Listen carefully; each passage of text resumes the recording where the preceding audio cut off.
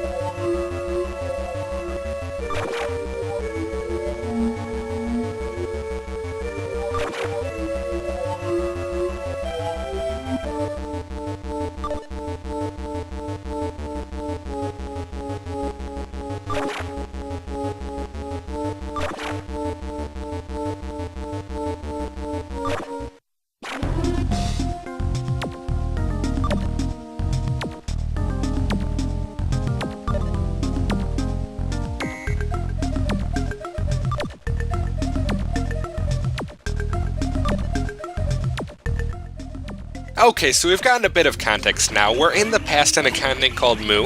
A psychic midget named Shiraku brought us here to enslave the group and use the train for an unclear purpose, and it's now up to Astro to fight through a bunch of ancient Central American robots and defeat said midget. But why this is a thing remains unknown. Well, this is the legacy of the Marine Express. The original movie goes absolutely bonkers over 2/3 into its runtime, and completely abandons the ongoing plot in favor of an entirely new one involving time travel and ancient lost civilizations. If it seems random and abrupt, that's because it is, but that sure as hell didn't stop Treasure from adding it into the game along with the train itself. Also random? Bouncing Moais. No, we have not walked into Gradius. These things were actually in the movie. They'll try to squash you and do a whole mess of damage, so be careful, but also take the time to check out that statue in the background. That's actually the same one that appeared back on Cruciform Island during the Big X battle, and depicts the currently deposed Princess Sapphire in the outfit she wears in her original series, Princess Knight. If you haven't already figured it out, Pook, the statue, and the ruins in general were all located on Cruciform Island because it's implied to be a remnant of the Sent Sun continent. It's a nice way for Treasure to tie this confusing tapestry of different works together for the game, although the original Cruciform had nothing to do with any lost continents. The plot we're being force-fed here is more or less comparable to the original movie's script, though Pook's been added in place of what was originally just a Kimbo the White Lion cameo, and the robots have replaced what was once an army of spear-wielding Muians. Speaking of said robots, there's something of an upgrade of the standard bots we've been facing off against so far, gaining a more powerful weapon and a shield they can use to block all incoming attacks. They're a little annoying. Shiraku, the antagonist of the day, is also a little shaken up. Again, the movie was a mashup, and depicted Shiraku as an alien with access to lots of alien tech and time distortion equipment. But here in-game, Shiraku's been restored to the three-eyed psychic human state he enjoyed in his own series, as evidenced by the classy three-eyed statues he's erected everywhere. This stage is an interesting one. The plot shift sets it apart, but it's also something of a calm point in the game. We've kind of regressed from frantic terrorist chasing, aerial battles, and train jackings to an oddball side plot, gameplay consisting of simple battles comparable to the intro stage. It's very vanilla, just good old-fashioned robot punching. But I think that's a good thing. Astro Boy's got serious sections, But it's also a goofy little series from the 60s, and the game's plot was getting pretty heavy when dealing with Ragnarok. It's one of those things you just have to roll with, no matter how massive and conspicuous the tonal shifts get, or how much the plot bounces around. Good lord, those things are huge. I love how heavy the screen shake and sound effects make them feel. And now we're at the pyramid, and nope, no thank you, sir. These rollers too were featured in the movie, and they're a massive pain. You've got to air dash in between them, but the small screen means you can never be exactly sure when you need to do another, and leads to Astro bouncing down the pyramid far more often than I'd like. Now this little alcove's odd, and I'm not 100% on what's going on here. It looks like you should be able to walk through, like there's some juicy little secret back there, but you can't get past it, you can't hit it, and you can't blast through it. So I guess it's just there to look pretty. Another one directly above. They're useful for catching your breath and getting your air dash timing down, but it's not always enough. Hard mode actually decreases the spaces between the dang things, and it can get massively frustrating.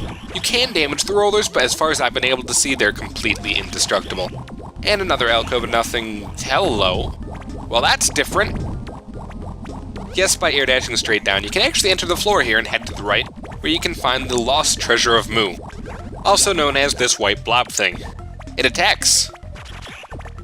It dispenses hearts when it hits. It's kinda adorable in a freaky kind of way. It's hidden as sin and never mentioned anywhere else, but my best guess as to its identity is that it's a hidden reference to the treasure-made N64 title Mischief Makers. It's got a face strikingly similar to the distinctive Clancer face from the game, and vaguely resembles a little kitty Clancer featured in a couple stages. I'll be posting some pics of this thing in the thread, check it out if you're interested, but it's my ultimate best guess as to what this bizarre thing was. Killing it doesn't really affect anything as far as I've been able to tell. The hearts it drops give free points, so I can't let it live. Nothing else over here though, so no dash permeable walls or anything that I've ever been able to find. But as far as I'm concerned, that's enough weird Easter egg for one stage, so back on the main path we go. See that right there, that is not nice, that's not easy, you will fail. Those rollers are mean. And here's the Marine Express skin with the requisite giant version of the rollers. They're a pain in the butt. But if you're quick, you can get here unscathed, let out a random suicidal arm cannon, and find a vampire.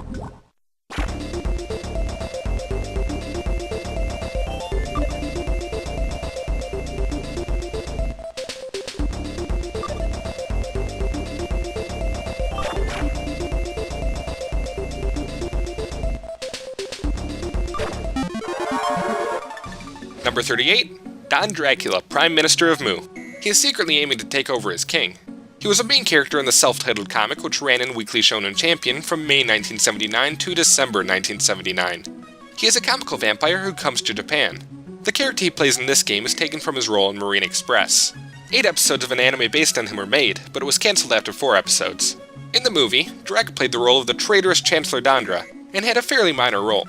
In his own series, however, he's lord of his own castle, father of a cute vampire daughter, and stuck in the middle of Japan.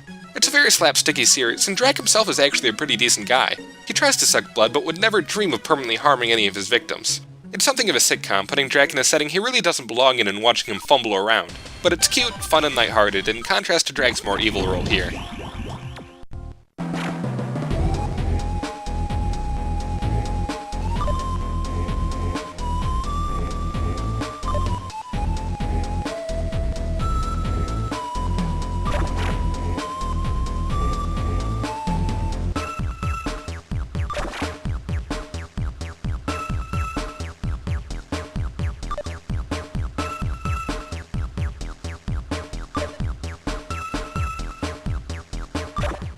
Shiraku's an interesting one. His fight's similar to Alice's, but Shiraku's a more cautious fighter, hanging back and using quick, precise attacks instead of the flashy ones Alice was prone to.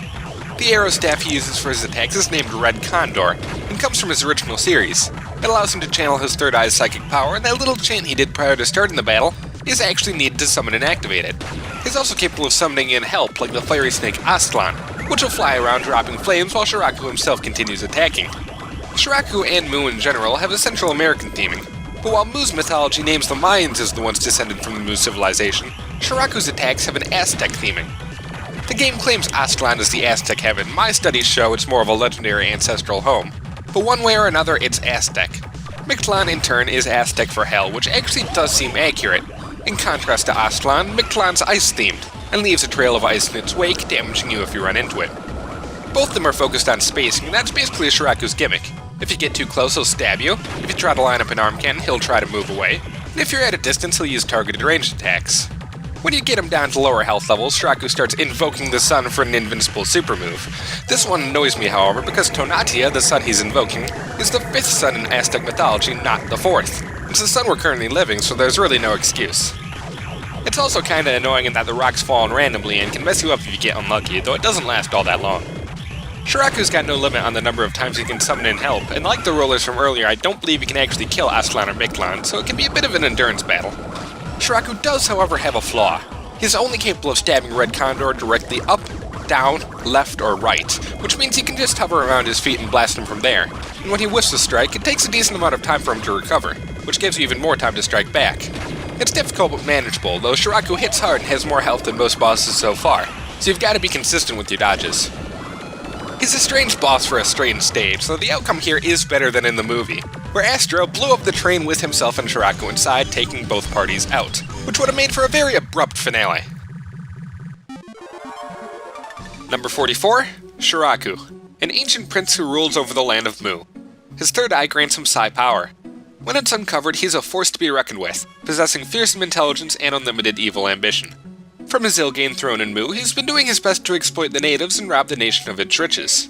Be it as an alien or as a member of the Three-Eyed Clan, Shiraku's presence means ill tidings for all. With his defeat, however, a brighter future for Mu may be possible. In case you were wondering, the Mu continent is a real-life mythological place, a Pacific counterpart to Atlantis, hence why our Japan-bound train could be transported to it.